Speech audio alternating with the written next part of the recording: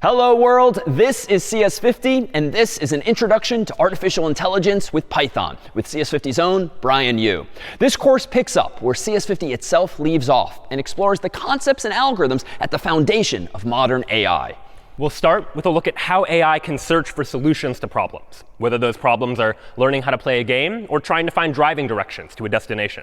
We'll then look at how AI can represent information, both knowledge that our AI is certain about, but also information and events about which our AI might be uncertain, learning how to represent that information, but more importantly, how to use that information to draw inferences and new conclusions as well.